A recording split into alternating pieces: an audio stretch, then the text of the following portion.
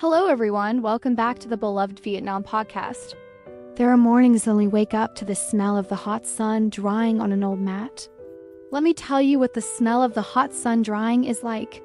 It is the smell of the sun on newly dried land, often with a slightly fragrant, slightly earthy, and slightly sweet smell.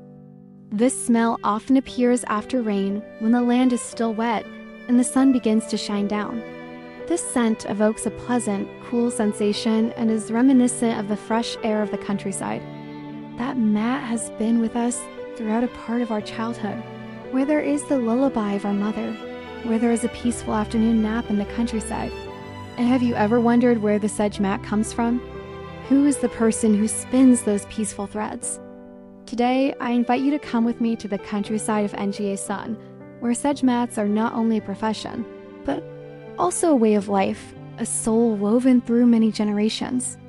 Nga Son, where sand turns into sedge mats. Located in the coastal plain of Thanh Hoa province, Nga Son district has long been renowned throughout the country for its traditional sedge mat making craft. Here, the salty air of the sea, the alluvium of the river, and the skillful hands of the people have created beautiful, durable mats with the fragrant smell of sedge grass, a smell that is both rustic and profound, like the memories of the countryside. Sedge in Nga Son is grown on alluvial land along the river. From the time the sedge sprouts until it is harvested, dried in the sun, dyed, and woven into mats, all require meticulousness, skill, and patience. There were no modern machines, no noise, just the creaking of the loom and the rhythmic sound of the sedge.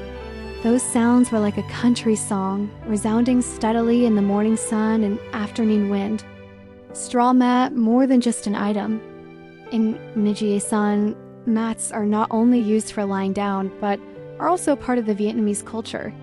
The sedge mat has accompanied each family from the wedding day to the death anniversary, from the words to the cries of children to the lullabies of grandmothers. It is present in the hot summer afternoons, the reunion nights, the endless stories over a pot of green tea. Each woven line on the mat is a line of life, sometimes straight, sometimes curved, sometimes dark, sometimes light. And the weaver seems to be weaving his own life. A generational profession, a generational love. Nga Son Sedge Mat Craft Village has existed for hundreds of years.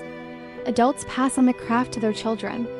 By the age of 5 or 6, each child knows how to choose sedge, smooth the fibers, and help their parents at the weaving loom.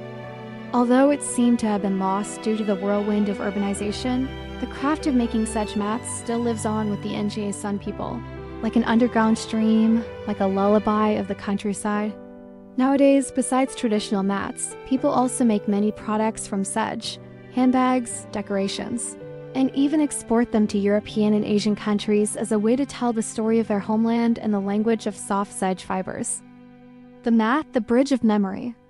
If you ever visit Nga Son, try sitting down next to a half-woven mat and listening to the story of the craftsman. You will understand that each mat is not just a labor, but a gentle song, a lasting love of the countryside that never fades. Amidst all the noise, we still need simple things like sedge mats. Something that reminds us of our roots, of the wind from the distant fields, of the sound of hammocks, of our childhood dreams amidst the fragrant sedge fibers smelling of the sun. Thank you for listening to today's special podcast episode of Beloved Vietnam. If you love the old jobs, the silent stories that resonate forever in people's hearts, keep the rustic mat in your memory. You never know if one day in the middle of a crowded city, you will wish to lie on a sedge mat, listen to an old song, and dream the dream of the past,